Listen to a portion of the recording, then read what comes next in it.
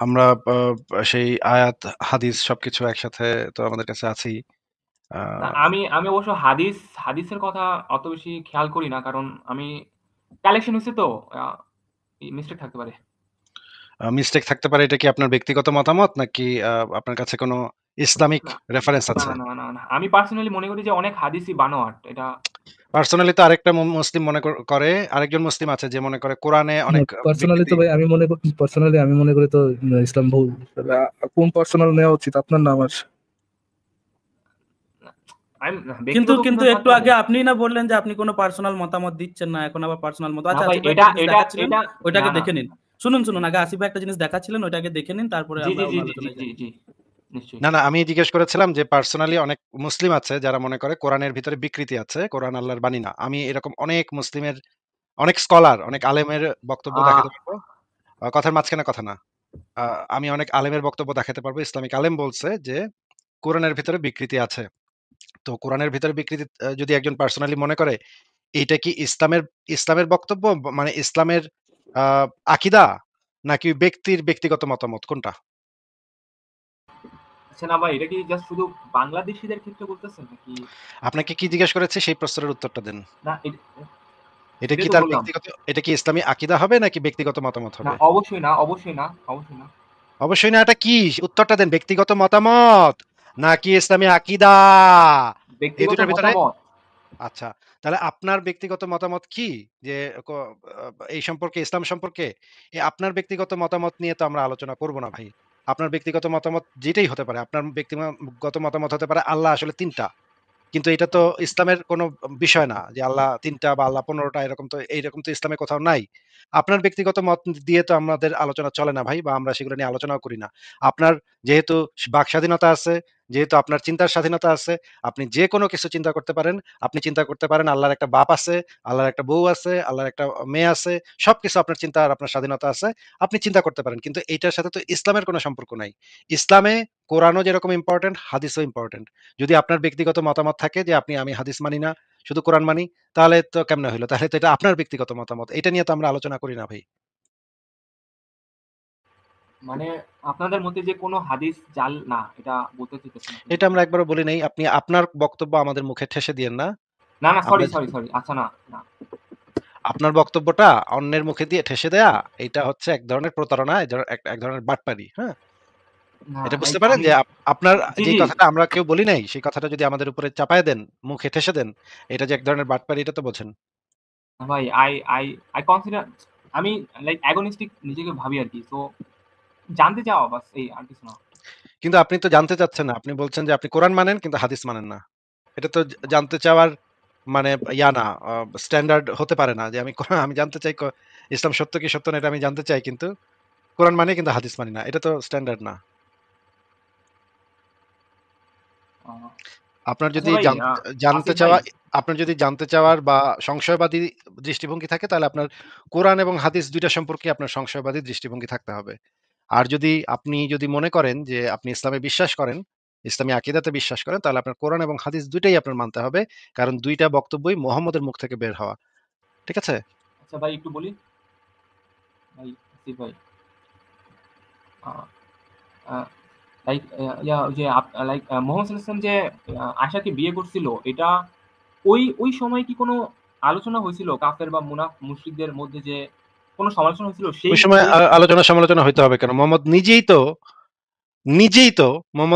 তো যখন তার মেয়ের বয়স ১৪, ফাতিমা, যখন তার সমবয়সী আবু বকর, যখন তার মেয়ে ফাতিমা, ১৪ বছর বয়সী ফাতিমার বিয়ের প্রস্তাব নিয়ে আসলো, তার সমবয়সী আবু বকর এবং তার থেকে ২-৩ বছরের ছোট ওমর, ২ জনই যখন ফাতিমা, যার বয়স তখন ১৪ বছর, সেই ১৪ বছরের মেয়েটার বিয়ের প্রস্তাব নিয়ে আসলো, তখন মোহাম্মদ নিজেই তো বিয়ে দিতে অস্বীকার করলো ফাতিমাকে এবং বলল, "আমার মেয়ে তো অল্প বয়স্ক।"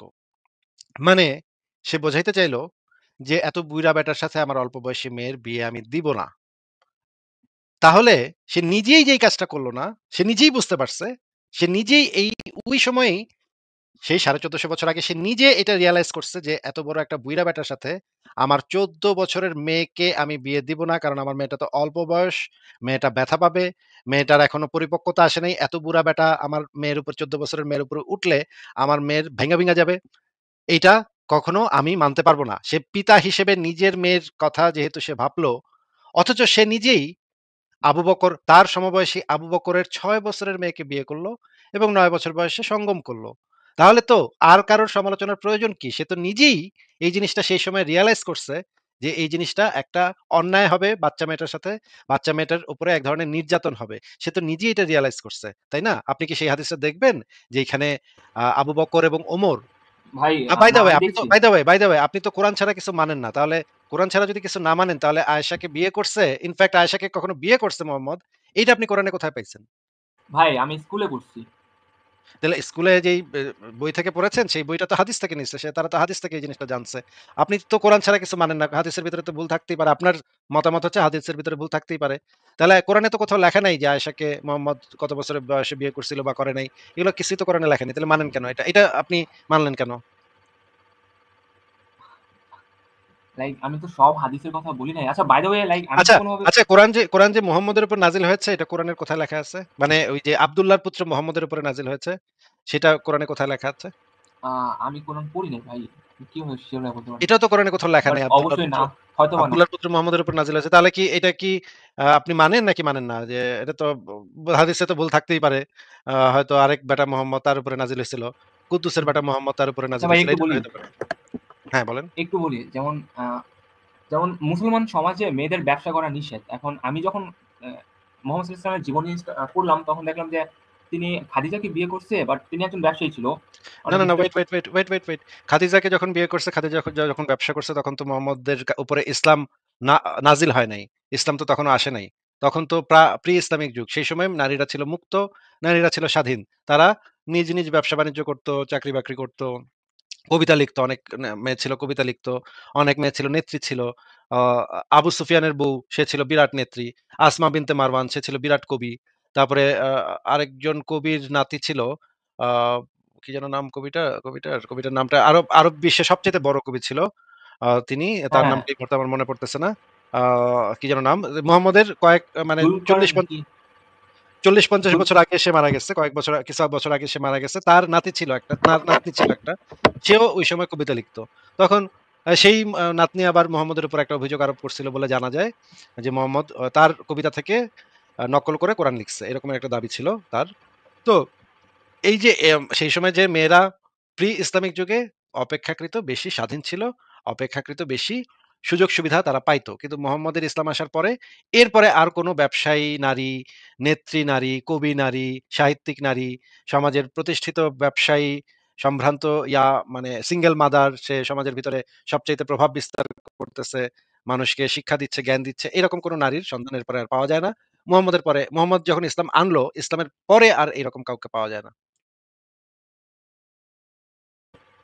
সেটা বুঝছি।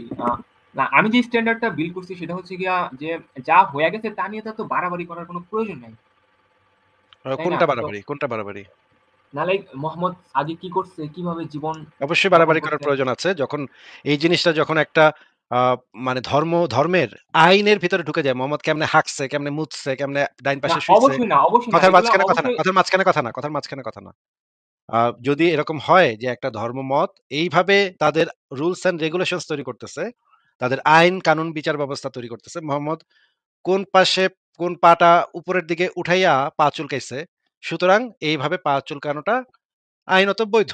আর মোহাম্মদ কখনো এমনে পাছা চুলকায় নাই। এইজন্য এভাবে পাছা চুলকানোটা অবৈধ। এভাবে যদি কোন একটা আইন কাঠামো তৈরি হয় যে, যেটার ভিত্তি হচ্ছে মোহাম্মদ কবে, কোথায়, কোন ঝোপঝাড়ে হাঁকছে, কোন ঝোপঝাড়ে মুতছে, এটার উপরে নির্ভর করে যদি আইন কাঠামো বিচার ব্যবস্থা তৈরি হয়, তখন অবশ্যই এটা নিয়ে আলোচনা করা হাজার বার আলোচনা করতে হবে যে মোহাম্মদ এই যে একটা পেডোফাইল ছিল, সে যে একটা বাচ্চা মেয়েরে বিছানায় তুলছে, দাসীবান্দি লাগাইছে, সে যে যুদ্ধবন্দী নারীদেরকে লাগাইতো, এই জিনিসগুলা নিয়ে প্রতিদিন আলোচনা করা উচিত। কারণ এই বিধানগুলা মুহাম্মদের এই কর্মকান্ডগুলার উপরে ভিত্তি করে পরবর্তী সময়ে ইসলামী শরীয়তের আইন কাঠামো তৈরি করা হইছে এবং সেই আইন কাঠামো মানুষের উপরে অ্যাপ্লিকেবল হইছে। মানুষের উপরে মানুষকে মানতে বাধ্য করা হইছে। একজন মানুষ যদি ইসলাম ধর্মের পরিবারে জন্মগ্রহণ করে, সে যে মনে করলো ইসলাম ধর্ম আমি বিশ্বাস করি না, আমি ইসলাম মানি না, আমি ইসলাম বিশ্বাস করলাম না, আমি আজকে থেকে নাস্তিক হয়ে গেলাম। তখন তার জন্য কি বিধান? এখন ইসলামিস্টরা মুহাম্মদের জীবন থেকে এইটার মানে ইয়াটা বের করলো, মাসালাটা বের করলো। মুহাম্মদ কি বইলা গেছে দেখি তো আমরা। মুহাম্মদ বইলা গেছে, যে ব্যক্তি ইসলাম ত্যাগ করে তার গর্দান উড়াইয়া দাও। এটা মুহাম্মদ সরাসরি বলে গেছে। এইটার উপর ভিত্তি করে আইন তৈরি হইলো যে, যে কেউ যদি ইসলাম ধর্ম ত্যাগ করে তাইলে তার কল্লা কাইটা ফেলা হবে। হ্যাঁ? এক কোপে ধর থেকে মাথাটা আলাদা করে দেওয়া হবে। এইটার উপর ভিত্তি করে মোহাম্মদ কি বইলা গেছে কোথায় ১৪৫০ বছর আগের কোন ন্যাংটা পাগল, ছাগল পাগল, পেডোফাইল, লুচ্চা লম্পট, ডাকাত সে কি বইলা গেছে, এইটার উপর ভিত্তি করে আইন তৈরি হয়েছে। এবং এটার উপর ভিত্তি করে এখনো লক্ষ লক্ষ মুমিন তারা মনে করে ওই জিনিসগুলা নৈতিকতার আল্টিমেট স্ট্যান্ডার্ড, এবং কেয়ামত পর্যন্ত এই সমস্ত মানে বর্বর অসভ্য যুগের বিধান আমাদের ফলো করতে হবে, আমাদের মানতে হবে। এই কারণে তারা প্রেস ক্লাবের সামনে গিয়ে দাঁড়াইতেছে, বলতেছে আমরা শিশু বিবাহ করতে চাই। আমাদেরকে শিশু বিবাহ কেন করতে দেয়া হচ্ছে না? ওরা দুষ্টুরা আমাদেরকে শিশু বিবাহ করতে দেয় না। আমরা একটু দেখি যে এই যে দেখেন, তারা প্রেস ক্লাবের সামনে গিয়ে দাঁড়াইছে, সুন্নতি বাল্য বিবাহের বিরোধিতা, নবীজি উনারই বিরোধিতা। মানে উনারা এই যে বাংলাদেশে যে আইন তৈরি করা হচ্ছে বাল্য বিবাহের বিরুদ্ধে, যখন সরকার একটা আইন তৈরি করে যে বাচ্চা ছেলে মেয়েকে বিয়ে দেয়া যাবে না, তখন তারা এসে আন্দোলন শুরু করে, বাচ্চা মেয়ে বিয়ে করে এটা তো আমাদের নবীর সুন্নাত, এটা আমরা করতে দিবেন না কেন?" আচ্ছা, আরো দেখি মানে তারা প্রেস ক্লাবে ব্যানার ছাপাইতেছে, বাল্যবিবাহ খাস সুন্নত, বিরোধিতা করা কুফরি। ওমা! আরেকটা প্রশ্ন খাস দেখি, সুন্নত। আরেকটা প্রশ্ন দেখি, পাঠ্যপুস্তকে সুন্নতি বাল্যবিবাহের বিরুদ্ধে নিষেধাজ্ঞা করা যাবে না। মানে বাল্যবিবাহ এত ভালো জিনিস, এটা নিয়ে নিষেধাজ্ঞা করা যাবে না। কত হুঙ্কার দিয়ে তারা বলতেছে যে বাল্যবিবাহের বিরুদ্ধে। আচ্ছা, এটা তো এগুলো তো বুঝলাম। আচ্ছা, আনসারুল্লাহ বাংলা টিম যারা হচ্ছে একটা জঙ্গি সংগঠন, এরা একজনকে চিঠি পাঠাইছে। এটা মানে পরিবর্তন.com এ এই চিঠিটা ছাপা হয়েছিল। এখানে কি লেখা আছে দেখেন। সালেহ মাজিদ সাহেব, বেশ কিছুদিন ধরে আপনি এলাকায় নতুন ফিতনা কায়েম করতে চেষ্টা করছেন। আশপাশের ছেলেমেয়েদের ধর্মীয় শিক্ষা না দিয়ে তাদেরকে গান বাজনা, নাচ গানের অনুষ্ঠান করে বেলেল্লাপ পড়া শেখাচ্ছেন। পিপীলিকার পাখা গজায় মরিবার তরে কথাটি আপনার বেলায় যথার্থভাবে প্রযোজ্য। আপনি এলাকায় বিধর্মীয় রীতিনীতি প্রতিষ্ঠা করতে মরিয়া হয়ে উঠেছেন। আপনাকে ইহুদিন নাসারাদের এজেন্ট বলে মনে হয়। আপনি বাল্যবিবাহ, জঙ্গিবাদ এই সমস্ত ব্যাপারগুলো নিয়ে বড্ড বাড়াবাড়ি করছেন। আপনার উদার শয়তানি চিন্তা চেতনা ও অনৈসলামিক সমাজ ভাবনা আপনার মধ্যে সীমাবদ্ধ রাখলেই আপনার মঙ্গল হবে। দেখুন মাজেদ সাহেব, বাল্য বিবাহ নিয়ে কথা বলা ধর্মের সাথে সাংঘর্ষিক, অথচ আপনি দীর্ঘদিন থেকে বিভিন্ন স্কুলে আপনার ফাউন্ডেশনে বাল্য বিবাহ নিয়ে প্রচার প্রচারণায় মেতেছেন। আপনাকে সাবধান করে দিচ্ছি, বাল্য বিবাহ নিয়ে আর কথা বলবেন না। জঙ্গিবাদ নিয়ে আপনার অনেক মাথা ব্যথা দেখছি। আমাদের মনে হয় আপনি নাস্তিক টাইপের মানুষ। পৃথিবীতে খেলাফত প্রতিষ্ঠা হোক, তা আপনার মতো নাদান কুলাঙ্গার ইসলাম বিদ্বেষী লোকজন চায় না বলেই পশ্চিমা বিশ্বের তালে তালে আপনারা আমাদের জঙ্গি হিসেবে চিহ্নিত করার ব্যর্থ চেষ্টা করছেন যুগে যুগে। আপনাকে হুঁশিয়ার করে দিচ্ছি, জঙ্গিবাদ নিয়ে পুনরায় কোনো এলাকায় কোনো সভা সমাবেশ করবেন না। হ্যাঁ? যা তা তা এদেরকে তা কি আ এলাকায় করে জাহান্নামে, পরের লাইনটা দেখা যাচ্ছে না, পড়া যাচ্ছে না। পরের লাইনটা আমি পড়ি, করে জাহান্নামে পাঠিয়ে দেওয়া হয়েছে। আপনার জন্য জাহান্নামের একটি কক্ষ বুকিং দিয়ে রেখেছি আমরা। আপনাকে সতর্ক করছি, জঙ্গিবাদ, বাল্যবিবাহ নিয়ে আর কথা বলবেন না। প্রচার প্রচারণা চালাবেন না। নইলে এর ফলাফল হবে ভয়াবহ। সাবধানকারী সদস্য, আনসারুল্লাহ বাংলা টিম, পাবনা। ফাহিম ফরহাদ ভাই, আপনি কি এই চিঠিটা আ দেখতে পাচ্ছেন? ভাই হ্যাঁ, এগুলো আমার আগেই দেখা। আমি আসাদ যে ডিবেট হয়েছিল না ওনার সাথে। তাহলে এই চিঠি বাল্যবিবাহের বিরোধিতা যদি এখন কেউ করে, তাকে যদি এই চিঠি পাঠানো হয়, তাহলে তার এটা নিয়ে আলোচনা করতে হবে না যে নবী পেডোফাইল নবী, শিশুকামী, শিশু ধর্ষক নবী বাল্যবিবাহ করেছে দেখি। কোরআনের সূরা তালাকের ৪ নম্বর আয়াতে এই আয়াতটা আছে আচ্ছা দেখি। ভাই, এখানে ১ মিনিট। এখানে বাল্যবিবাহ বলতে কি বুঝাতে চেয়েছেন? যে ৬০ বছরের একজন ১৫ বছরের একজনের সাথে, নাকি ২০ বছরের ১৫ বছরের একজন ১৫ বছরের সাথে, কোনটা? বাল্যবিবাহ বলতে তো আমি যেটা বুঝি যে দুজনই কম বয়সী, তাই না? বাল্যবিবাহ বলতে যেটা বোঝায় সাধারণত আমাদের দেশে, যে ২ জনই কম বয়সী। কিন্তু জি, জি। ওইটাও বাল্যবিবাহের অন্তর্ভুক্ত। শিশু বিবাহ যেটা একজন বয়স্ক ব্যক্তি শিশুদেরকে বিবাহ করে, এটাও বাল্যবিবাহের অন্তর্ভুক্ত। বাল্যবিবাহের সংজ্ঞাটা আরো বড়। এবং ওই যে বয়স্ক ব্যক্তির শিশু মেয়েকে বিবাহ, এটা হচ্ছে নবীর সুন্নত। আর ওই ছোট না, এটা বাচ্চা-কাচ্চাদেরকে ক্রাইম। এটা তো ক্রাইম। এটা ক্রাইম, এটা তো আপনি বলতে পারবেন না। বললে তো আপনাকে এই যে এই চিঠি পাঠাবে আনসারুল্লাহ বাংলা টিম, তারপর কল্লাটা নামায় দিবে আপনার আইসা। এবং এই চিঠিটা তো সে দিলের খয়েস নিয়ে পাঠাচ্ছে না, সে এই চিঠিটা তো সে নবীর নির্দেশ মতো পাঠাচ্ছে। আসিফ ভাই, এটাও ক্লিয়ার করে দিই আমরা। মানে উনি হ্যাঁ, আমাদেরকে এসে যে যে প্রস্তাবটা দিচ্ছিলেন, যে কবে কে কি করে গেছে, কি করেছে, এটা নিয়ে বাড়াবাড়ি কি করা দরকার, এই প্রস্তাবটা তো ওনার মমিন দিকে গিয়ে দেওয়া উচিত, তাই না? হ্যাঁ, তোমাদের নবী কোথাকার কোন মানে পেডোফাইল নবী কোথায় কবে কি করছে, এটা নিয়ে এত বাড়াবাড়ি কি? ফালাও এই সমস্ত হাদিস-হুদিস কারণ-টারণ এগুলো ফালাও। এগুলা এখন আর আমাদের সমাজে অ্যাপ্লিকেবল না। এটা তো আপনি গিয়ে ভাই, ভাই আপনার হ্যাঁ, ইসেদেরকে গিয়ে একটু বলি। বলবেন। একটু বলি। আমি সেটাই বলতে চাইতেছি, বাট একটু অন্যভাবে। যেমন যেমন অনেক না atheist দের চিনি যারা মানে এরকম না যে একটা ধর্মকে গিয়ে গালি দিলাম, একটু ভুল না, প্রমাণ করে দিলাম। ধর্মকে গালি কোথায় দিল? কে কোথায় গালি দিল ভাই? বুঝলাম না তো কথা। এই যে নবী যে পেডোফাইল ছিল, এটা তো হাদিসের ভিতরে পরিষ্কারভাবে আছে। কোরআনের আয়াতের ভিতরে আছে যে সমস্ত মুমিনদেরকে মানে এই যে পেডোফিলিয়াটাকে কোরআন যে জায়েজ করেছে, এটা সূরা তালাকের ৪ নম্বর আয়াতে পেডোফিলিয়াকে মুসলিমদের জন্য একটা হালাল বিষয় হিসেবে মানে উপস্থাপন করা হয়েছে। অ্যান্ড এটা যদি বলাটা যদি গালি হয়, এই যে মুহাম্মদ যে একজন পেডোফাইল ছিল এবং ইসলামে যে পেডোফিলিয়া একটা মানে লিগ্যালি একটা বৈধ কাজ। লিগ্যালি একটা বৈধ কাজ ইসলামী শরীয়তে আফগানিস্তানে আপনি গিয়ে দেখেন আফগানিস্তানের ইসলামী শরীয়তে কি আইন আছে? ইসলাম একদম এইভাবেই আছে যে একটা ৫০ বছরের বুইড়া একটা ৫-৬ বছরের মেয়েরে বিয়ে করতে পারবে এবং সঙ্গমও করতে পারবে। অ্যান্ড এইটা বলাটা যদি গালি হয় তাহলে অবশ্যই 100% আমি হব পৃথিবীর শ্রেষ্ঠ গালিবাজ। আমি পৃথিবীর শ্রেষ্ঠ গালিবাজ হতে চাই। এই বিধানের বিরোধিতা করার জন্য আচ্ছা, আমার যদি একটু ইরানের কথা শেষ রাসূল হোক, আছে? কথা শেষ হোক। ইরানেও আছে এই আইন, আফগানিস্তানেও আছে। যে সমস্ত দেশে ইসলামী শরিয়া আইন আছে প্রত্যেকটা দেশে এই আইন আছে। এগুলো আ কি হয় আদৌ? ভাই আপনি যদি লিগ্যালি? এখন মানে কুয়ার ভিতরে বইসা বলেন কোথাও কিছু হচ্ছে না, তাইলে আপনি কুয়ার ভিতরে থাকতে পারেন। তাতে আমাদের আ মানে আমরা হাসাহাসি করব এটা নিয়ে। কিন্তু না, এরকম আমাদের লাইভে ওইখানে স্টুডেন্ট আছে, আমাদের লাইভে আমরা হাজার প্রমাণ দেখিয়েছি। ইসলামী বিশ্বের সবচাইতে ভয়াবহ সমস্যাগুলোর ভিতরে একটা হচ্ছে বাল্যবিবাহ। মেয়েদের এই যে শিশু বিবাহ। আফগানিস্তানে এটা এক্সট্রিম লেভেলের ভয়াবহ অবস্থা। একটা মেয়ে কি পরিমাণ পেইন সহ্য করতে হয় একটা মেয়ের, একটা বাচ্চা মেয়েকে যদি সেই মেয়েটা এখনো বুঝতে পারতেছে না যে তার সাথে কি করা হচ্ছে। তার বাবা-মা তাকে একটা বুইড়া ব্যাটার সাথে বিয়ে দিয়ে দিছে, বাসর রাতে ঢুকাই দিছে। এই মেয়েটা জানেও না এখন যে কি হতে যাচ্ছে তার সাথে। একটু পরে তার জামাই আইসা তাকে শুরু করে দিল। এইটা যে একটা মেয়ের জন্য কতখানি ভয়ংকর তার সাইকোলজির জন্য, তার মানসিকতা তার বেড়ে ওঠার জন্য যে এটা কত ভয়ংকর ব্যাপার। শারীরিক জিনিসটা তো বাদই দিলাম। শরীরে তো সে ব্যথা পাবেই। এটা একটা বাচ্চা মেয়ের তো একটা ওই জায়গাটাই থাকে ছোট। একটা মানে ৫০ বছরের বুইড়া তার যে খায়েশ, এই খায়েশটা যদি এই বাচ্চা মেয়েটার উপর দিয়ে উঠায়, এই বাচ্চা মেয়েটা তো ভাইঙ্গা চুরা যাবে। এটা তো অত্যন্ত অমানবিক মানে পৃথিবীর সবচাইতে ভয়ংকর ক্রাইম গুলার ভিতরে যেগুলা, সেগুলোর ভিতরে একটা এটা। এই যে বাচ্চাদের সাথে এই ধরনের কাজ করা। আর এই জিনিসগুলা একটা সিস্টেমে লিগাল। এটা কল্পনা করা যায় যে একটা মানে কিছু দেশ আছে যেই দেশে এই জিনিসগুলা লিগালি আপনি করতে পারেন। আচ্ছা মানে ভাই, এটা কি এত আমি সার্চ করে দেখতে পারবো কোনোভাবে? আচ্ছা, রিসেন্টলি আসিফ ভাই, আমি আপনার আর্টিকেল ওইটার থেকে? সঙ্গে আরো একটা জিনিস এড করে দিই, এই আফগানিস্তানের ঘটনার সঙ্গে। রিসেন্টলি পাকিস্তানে মানে একদল মানুষ চেষ্টা করছে যে বিয়ের যে লিগ্যাল বয়সটা সেটা 18 বছর করা হয়, যেন করা যায়, মানে করবে তারা। কিন্তু এটার জন্য যে তাদের কি লেভেলের বাধার মানে সম্মুখীন হতে হচ্ছে, এবং একটা ইমামের বক্তব্য আমি সেদিন শুনছিলাম যে সে সরাসরি বলছে যে এটা তো আমাদের সুন্নত, এটা তো বিদাতি কাজ, এটা কেন তারা করতে চাইছে, এটার বিরুদ্ধে আমাদেরকে রুখে দাঁড়াতে হবে, এবং হুঙ্কার দিয়ে সবাইকে জাগাতে চেষ্টা করছে। আসিফ ভাই, এই ভিডিওটা দেখেছেন কি? আমি দেখি নাই ভাই। কিন্তু আমি এরকম পাকিস্তানি সিনেমা দেখেছি যে ওই যে বাচ্চা বয়সে যে বিয়ে হয়। আ এটার বিরুদ্ধে আমি কিছু সিনেমা দেখেছি এবং কিছু রিয়াও দেখেছি। মানে বিবিসির কিছু ডকুমেন্টারিও আমার কাছে আছে। যে পাকিস্তানে, আফগানিস্তানে এটা যে কি ভয়ংকর প্রবলেম। আ আফগানিস্তান থেকে কিছু মেয়ে আ আফগানিস্তানে তো এটার মানে ইয়াও করা যায় না। পুলিশের কাছে গিয়ে এটা কমপ্লেইনও করা যায় না। আফগানিস্তানের পুলিশ কমপ্লেইনও নেয় না। কারণ এটা ইলিগালি, এটা বৈধ। লিগাল, এই কাজটা লিগাল। এজন্য পুলিশ আপনার মামলাও নিবে না। আপনি যদি মানে একটা বাচ্চা মেয়ে যদি গিয়ে মামলা করতে যায়, মামলাই নাই। আইনই নাই। এটার বিরুদ্ধে কোনো আইনই নাই, তাহলে মামলা নিবে কিভাবে? এই কিছু মেয়ে পাকিস্তান হয়ে ইউরোপে গেছে পালায়ে। সেই মেয়েরা ইউরোপে গিয়ে তখন তাদেরকে বলছে যে, আ আমাদেরকে এভাবে বাচ্চা বয়সে আমাদেরকে বিয়ে দেওয়া হয়েছে। আমার বয়স ১১, আমার বাচ্চার বয়স ৩। ইউরোপের লোকজন মানে হতভম্ব যে, "তোমার বয়স ১১, তোমার বাচ্চার বয়স ৩, এটা কেমনে সম্ভব? এটা আবার কেমন কথা?" বলে, "হ্যাঁ, আমি ৮ বছর বয়সে প্রেগন্যান্ট হইছি, ৯ বছর বয়সে প্রেগন্যান্ট হইছি। কারণ আমাকে তো ৬ বছর বয়সে বিয়ে দেওয়া হইছে। আমার জামাই ৬ বছর থেকেই কাজ শুরু করে দিছে।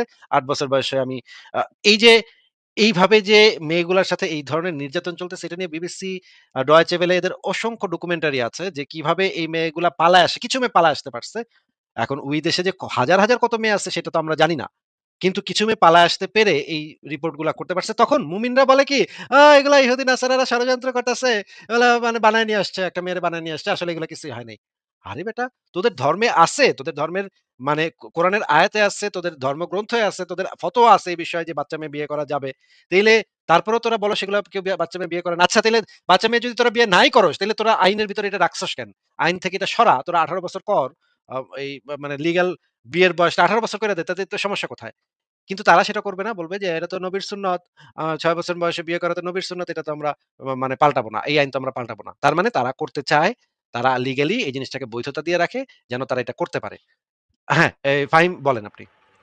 জি ভাই, একটু আমি আমার সাইডটা একটু ক্লিয়ার করি যে আমি একজন অ্যাগনস্টিক, হ্যাঁ? আ আ সংশয়বাদী।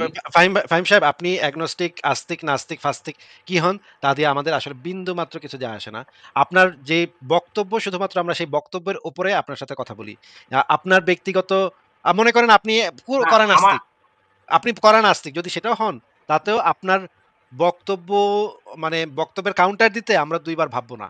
যে এই ব্যক্তি তো আমাদের দিনই নাস্তিক ভাই, তাইলে আমরা এরকে কাউন্টার দিব না। না, এটা হবে না ভাই। এটা আমাদের লাইফে এটা হয় না।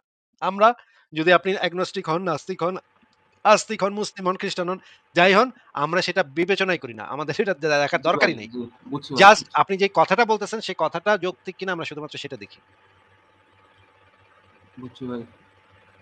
আচ্ছা ভাই, আমি ওই যে একটু মেরাজ সম্পর্কে জানতে চাইছিলাম বা আপনার কি আ কোনো আমা আম আমার তো কথা ছিল যে কিয়ামতের কথাটা কোরআনে কোথায় আছে যে মানে ইসরাফিল বাঁশি বাজাবে এবং তারপর ধ্বংস হবে। এটা আপনি তো কোরআনে বিশ্বাসী নাকি? ভা কোরআনে বিশ্বাসী যৌথবাদী অ্যাগনস্টিক। বিশ্বাসী না ভাই, আমি কিভাবে বলবো? মানে এট লিস্ট ওখান থেকে জানি। ওখান থেকে একটু জানার চেষ্টা করি আরকি। রিসার্চ করি। এই। মানে আল্লাহ কিভাবে পৃথিবী বানাইছে এগুলো আপনি ওইখান থেকে জানেন, কোরআন ওই তো থেকে আমি জানেন। কানেকশনটা বোঝার চেষ্টা করি যে এগুলা কি ফেক নাকি রিয়াল।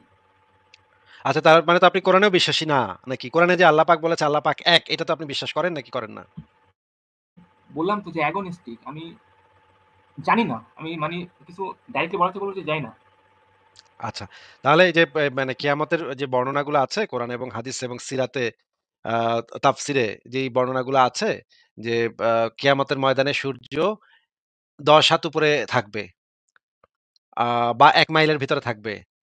কিছু জায়গাতে বলা আছে ১০ হাত উপরে থাকবে, কিছু জায়গাতে বলা আছে ১ মাইলের ভিতরে থাকবে, ২ মাইলের ভিতরে থাকবে।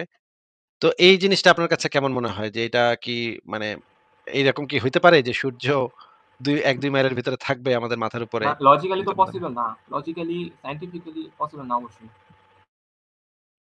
আচ্ছা, আর কিয়ামত বলতে তো আ ইসলামের যে কনসেপ্ট সেখানে তো কিয়ামত বলতে পুরা মহাবিশ্বের ধ্বংস বোঝাচ্ছে, তাই না?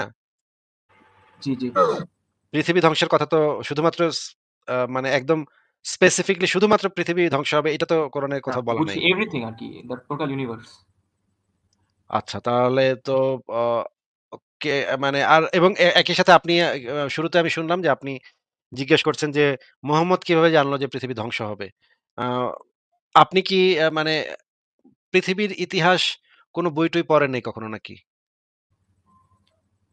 কোন বই-টই বলতে গুগল থেকে বের করছি আমি বা YouTube এ অনেক আ মানে এস্টাবলিশড পৃথিবীতে যে প্রাচীন সভ্যতাগুলা ছিল যেমন ধরেন আ মেসোপটেমিয়ান সভ্যতা, ব্যাবিলনিয়ান সভ্যতা, পার্সিয়ান সিভিলাইজেশন, মহেঞ্জোদারো সিভিলাইজেশন, তারপর হচ্ছে গিয়ে আ পা মায়ান সিভিলাইজেশন, যে অনেক আছে এখনো মিশরীয় ডিসকভার হইতেছে। ইজিপশিয়ান সিভিলাইজেশন, রোমান সিভিলাইজেশন, এই সমস্ত সিভিলাইজেশন যে প্রাচীন পৃথিবীতে ছিল, গ্রিক সিভিলাইজেশন এগুলা যে প্রাচীন পৃথিবীতে ছিল এগুলা কখনো পড়েন নাই। ওদের হিস্ট্রি কখনো পড়েন নাই নাকি? একদম ডিটেইলে তো পড়া হয় নাই। আ মনে করেন আ নর্ডিক মিথোলজিতে কিছু গল্প আছে যে ওডিন একটা দেবতা, তার ছেলে হচ্ছে থর। এটা তো মানে সিনেমা দেখলেই জানা যায় যে ওডিন একটা হ্যাঁ, দেবতা, তার ছেলে হইতেছে থর, সে হাতুড়ি দিয়ে বাড়ি মারে। এই জিনিসগুলো তো ওইখানে পাইছেন নাকি? এটা তো সিনেমাতে দেখছি। র‍্যাগনারক একটা কনসেপ্ট আছে নর্ডিক মিথোলজিতে। সেটা জিনিসটা কি? না ভাই, আমি এই নামগুলো যে বলতেছেন এগুলো তো মার্ভেল সিনেমা। এগুলা মার্ভেল সিনেমার না। এগুলা হচ্ছে নর্ডিক মিথোলজির। মার্ভেল সিনেমা সেটার উপর ভিত্তি করে সিনেমা বানাইছে। এবং এর বর্ণনাটাও দেখুন নাসিব আচ্ছা ভাই না ভাই, মানে এটা আমি হ্যাম আপনাকেই জিজ্ঞেস করি যে আপনাকে আমি জাস্ট এটা একটা বুঝবো জাস্ট কিভাবে? একটা জিনিস বলে দিই সেখানে হচ্ছে যে এই যে নর্স মাইথোলজিতে যে র‍্যাগনারকটা সেটা কিভাবে আসবে সেটাও আবার তারা স্পেসিফাই করে রেখেছে। মানে হেমডাল বলে একটা ক্যারেক্টার আছে। তো সে যখন গ্যালাহর্নে ফু দেবে তখন এই র‍্যাগনারক শুরু হবে বুঝলেন? তো তারা কি এবং করে ওই যে জানলো তাহলে? হ্যাঁ। এবং ওই যে, আচ্ছা ভাই, যে এটাকে আমি এখন উল্ফটা, কিভাবে নিবো? ইচ্ছামৃত কিভাবে ভাই নিবো? উল্ফটা যে বিগ উল্ফটা যেটা ওই যে পরে এসে সেই সিনেমার ভিতরে দেখা যায়। হ্যাঁ, ওই ফ্রেন্ড উল্ফটা রেট। কিন্তু লোকির বাচ্চা। লোকির কিন্তু অবৈধ হুম, হুম। সন্তান এটা। হ্যাঁ? হ্যাঁ, অবশ্যই, তো অবশ্যই। ওইটা যে শেষে আইসা যে শুরু করে, বাড়াবাড়ি শুরু করে, মারামারি শুরু করে। এই জিনিসগুলা কিন্তু নর্স মিথোলজিতে এই জিনিসগুলা খুব সুন্দরভাবে বর্ণনা করা আছে যে কিভাবে র‍্যাগনারক হবে, কিভাবে ধ্বংস হবে, কিভাবে ইয়াগুলা হবে। আচ্ছা, এগুলা তো আপনি কখনো ফাহিম ভাই আপনি তো কখনো পড়েন-টরেন নাই নাকি? না ডিটেইলে আচ্ছা, পড়ি নাই, ডিটেইলে পড়ি নাই। গ্রিক মিথোলজি কি পড়েছেন কখনো? এই যে জিউস, অ্যাপোলো, হারকিউলিস, তারপরে এই দেবদেবীগুলা পড়েছেন কখনো? ভাই ভাই আমি যখন শুরু করছি তখন আব্রাহাম থেকে শুরু করছিলাম, যে আব্রাহাম থেকে এই ৩টা যে রিলিজিয়ন ডিভাইড হলো এর পিছনে সকল তথ্য আর কি ডিটেইলে পড়ছি। এর আগের কিছু পড়ি নাই। আচ্ছা। তো এগুলা একটু পড়েন, এগুলা একটু পড়েন দেখেন এগুলাতে কি আছে। ম কিয়ামত যে হবে এটা মোহাম্মদ কিভাবে জানলো? এই কোয়েশ্চেনটা একটু ফানি কোয়েশ্চেন হয়ে গেছে। কারণ পৃথিবীর মোহাম্মদের বাপের জন্মের বহু আগে থেকে হাজার ধর্ম পৃথিবীতে জন্ম হইছে। সেগুলা নিশ্চিহ্ন হয়ে গেছে। সেই বেশিরভাগ ধর্মের ভিতরে এই সৃষ্টি এবং কিয়ামত এই কনসেপ্ট গুলা আছে। হ্যাঁ? এগুলা আপনি বের করে দেইখেন। ফারাজ ভাই আপনি কি আছেন? আপনি কি ঘুমায়ে গেছেন নাকি? ফারাজ ভাই তো মনে হয় ঘুমায়ে গেছে। এরকম কি কোনোদিন হয়েছে নাকি আসিফ ভাই? না, অসম্ভব। কক্ষনো না, হতেই পারে না। আপনি আচ্ছা ভাই, কিছু মনে না আমরা করলে নাক ডাকার শব্দও পাইনি আসিফ ভাই কক্ষনো পাইনি। কোনোদিন। অসম্ভব। আচ্ছা কি ভাই, হতে পারে? এগুলা হচ্ছে লিটারাল সেন্সের কনস্পিরেসি ভাই। কনস্পিরেসি থিওরি ছড়ান না, মান সম্মান একদম শেষ হবে। মোহাম্মদ সত্য নবী হইতে পারে, কিন্তু আপনি কখনো ঘুমাইতে পারেন এটা সত্য হইতেই পারে না। আচ্ছা স্যার ভাই, সেটাই। হ্যাঁ, ফাহিম আপনার যদি শেষ কিছু বলার থাকে বলেন তাহলে। আপনি একটু আচ্ছা পড়েন, হ্যাঁ? পৃথিবীর প্রাচীন ইতিহাস এগুলো একটু আচ্ছা ভাই, পড়েন। কিছু মনে না করলে একটু ব্যক্তিগত কিছু জিজ্ঞেস করতে পারি? লাইক না, লাইক ব্যক্তিগত কিছু জিজ্ঞেস করতে না, পারেন। অত ব্যক্তিগত না। লাইক আপনার কি কোনো থ্রেট আছে যে দেশে থাকেন না বাইরে থাকেন, বা এই হুজুরদের ধারা কোনো? ভাই এটা তো বলতে গেলে এটা একটু ইসের মতো শোনাবে। এইজন্য আমি এটার উত্তর দিতে চাচ্ছি না। থাক, আচ্ছা সমস্যা নেই। ভাই ওই মানে যে শুনলে মনে হবে আমি মনে হয় আ আত্ম করার জন্য ভাই প্রচার তার করার কাছে জন্য। মনে হবে মিথোলজি বলতেছেন কোন একটা। ভাই থ্যাংক ইউ ফাহিম ভাই, যুক্ত হওয়ার জন্য ধন্যবাদ। ভাই ভাই আসিফ, ভাই আমার ওই মেয়েরা সম্পর্কে একটু জানার দরকার ছিল। আইন মেয়েরা সংশয় শৃঙ্খলা সম্পর্কে নীতি আছে কিভাবে? সংশয় সংশয়.com ডট থেকে কমে একটু পড়ে নেন। সংশয়.com এ একটা লেখা আছে উম্মেহানি বিষয়। উম্মেহানি লিখে সার্চ করবেন, সংশয়.com এর একটা লেখাতে আসবে। সেটা আপনি একদম শুরু থেকে শেষ পর্যন্ত ভালোভাবে পড়বেন। তারপরে যদি আপনার মেরাজ নিয়ে আলোচনা করতে হয় তাহলে আসবেন, আমরা আলোচনা করব। আচ্ছা, ধন্যবাদ। ঠিক আছে, ভালো থাকেন। আ ফারাজ ভাই আপনি তাহলে যুক্ত করেন। আমি আর অল্প কিছুক্ষণ থাকতে পারি। আপনারা যদি আমাকে রাখেন আরকি। ওরে বাবা রে বাবা। এখন তো আপনার আসিফ ভাই, আপনার আমার এক ফ্রেন্ডের সাথে বুঝছেন একটা বেড হয়েছিল, বুঝছেন যে আহ, উম্মে হানি আর মোহাম্মদের মধ্যে লাস্ট কে কারে প্রপোজ করছে। তো আমি তো পুরোটি মাসি হচ্ছিলাম যে লাস্ট মোহাম্মদই তার প্রপোজ করছে। বিকজ মোহাম্মদ প্রপোজ করার 2 বছরের মানে আর কি, মোহাম্মদ লাস্ট প্রপোজ করে কখন, যখন আসে মক্কা ইনভাইট করার পরে যেহেতু 2 বছরের মাথায় এসে মারা যায়, তাই না? হ্যাঁ, হ্যাঁ। তো ওই ওর মাঝখানে বলে আবার কোন ইয়া টিয়া পাওয়া যায়, মানে রেফারেন্স টেফারেন্স পাওয়া যায় এরকম, যে ওর মধ্যে বলে উম্মে হানিও মোহাম্মদকে প্রপোজ করছিল। এই যে আমি সেদিন হায়, হায়! আমি কোন সেদিন কি? কোন কি? আমি এটা তো দরকার। এটা কোথায় আছে? আমি সেদিন পড়তেছিলাম, আমি সেটা মানে আপনার ইচ্ছা থেকে পড়তেছিলাম যে এবার মাল্টিপল জায়গা থেকে মিস করে, যে মক্কা বিজয় করার পরে প্রথম গেছে মোহাম্মদ হচ্ছে উম্মে হানির বাসায়, হ্যাঁ? সর্বপ্রথম গোসল গোসল গোসল করতে। সকালে গোসল নামাজে কইরা বসছে, আবার গেছে গিয়া আবার কে গোসল নামাজ করছে। পড়ছে, এই নাকি? নামাজে বসছে ভাই, ওরা কয় রাকাত দিয়ে নামাজ পড়ছে, 6 রাকাত না কয় রাকাত না, আচ্ছা নামাজে এই বসছে। এই এই প্রেম কাহিনীটা কিন্তু একটা মোটিভেশনাল প্রেম কাহিনী। আসিফ ভাই, ঠুকরা কে মেরা প্যার তু মেরা ইন্তেকাম দেখে কি টাইপ আসিফ ভাই। একটু এক্সপ্লেইন করেন এটা মানে বুঝলাম না। টুকরা ক্যামেরা একটু হ্যাঁ, মানে যে হ্যাঁ, জিনিসটা, বলুন ভাই। হ্যাঁ, যে হোক আসিফ ভাই, যেটা বলতেছিলাম আর কি, যে আহ, চিন্তা করেন সবার আগে যায় সে হচ্ছে কেবল বাসায় যায়, উম্মায়ানির বাসায় যায়, এবং না, না তার স্বামী শুধুমাত্র নামাজ পড়তে, শুধুমাত্র নামাজ পড়তে। শুধুমাত্র গোসল করতে আর নামাজ পড়তে আর কি। তারপরে যে হচ্ছে উম্মায়ানির বাসা থেকে বের হওয়ার পরে সবাই এসে মানে কয়েকজন এসে উম্মায়ানির ধরে যে মোহাম্মদের বলে আমার বাসায় দেয়, মোহাম্মদের বলে আমার নামে একটু রেকমেন্ড করে সেই। আবার কি হয় না, না এরপরে এটা তার আগে। এটা আগে ভাই, এটা আগে। আগে মোহাম্মদ ওই যে মক্কার উঁচু স্থানে গিয়ে তাঁবু গাড়ে, সেখানে ফাতিমা ছিল। সেখানে মোহাম্মদ গোসল করতে ঢুকছে। এবং ফাতেমা ওই পর্দা দিয়ে রাখছে। তখন উম্মে হানি আসছে মোহাম্মদের কাছে যে, "হে ও আচ্ছা মোহাম্মদ, আচ্ছা আচ্ছা আচ্ছা আচ্ছা। আমার ভাই আলী তো ২ জনে মারতে চাইতেছে কিন্তু ওই ২ জন আমার কাছে আশ্রয় চাইছে। তুমি একটু বইলা দাও।" তখন মোহাম্মদ বলতেছে, "হে উম্মে হানি, তুমি যাকে আশ্রয় দিয়েছো আমিও তাকে আশ্রয় দিলাম। ঠিক আছে তুমি আচ্ছা, যাও।" তখন উম্মে হানি যাও তোমার বাসা বাসা যাবে ফেরত আসছে। বাসায় ফেরত যায়। বাসায় ফেরত গিয়ে ওই ২ জনে বলে, তোমাদেরকে নবী আশ্রয় দিচ্ছে। যাও এখন মানে খুশি বাইরে যাও। আলীরাও বইলা দেয় তোমার নবী অ্যাপ্রুভ করছে জিনিসটা। আলী আর তখন আর মারতে পারে না। ওই ২ জন তখন ঘর থেকে বাইর হয়ে যায়। এর একটু পরে মোহাম্মদ গিয়ে সেখানে উপস্থিত হয়। শুধুমাত্র নামাজ পড়তে এবং গোসল করতে ভাই। আর কিছু না কিন্তু বুঝছো? ভাইবেন না আর কিছু না। এবং যিনি একই গোসলে, হ্যাঁ, একাধিকবার সহবাস করেন, তিনি within for some weird reason, গরম পড়ছিল, ঘামা গেছিল, গায়ে রক্ত রক্ত মনে প্রচুর, লাগছিল, অনেক প্রচুর বকর গরম বকর ছিল তো। করছে, খুব গরম।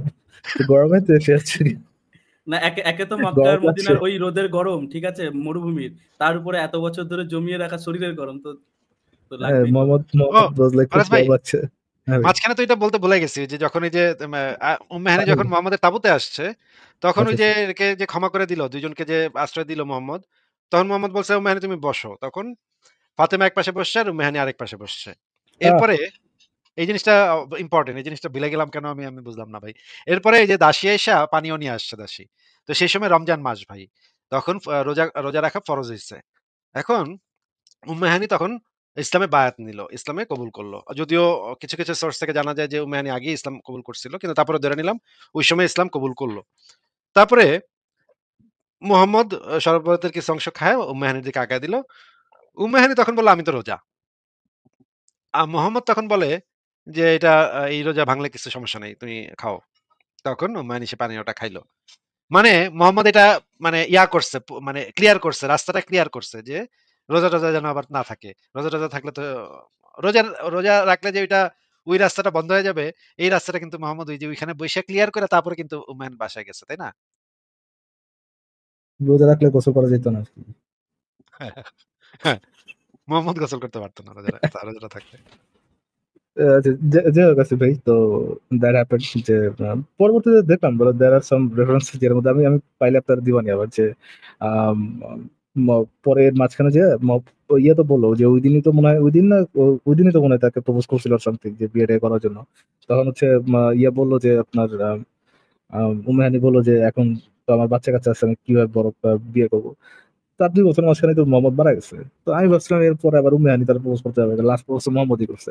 পরে দেখলাম যে একজন আমার ফ্রেন্ড রেফারেন্স না, এরপরে বলে উম্মে হানিও তার মানে প্রপোজাল দিছিল যে আমার পোলাপাইন বড় হয়েছে, এখন তো আমি তোমার বিয়ে করতে পারি। ওরা বলে Mohammad Hossain nice, Umme Hani it's too late.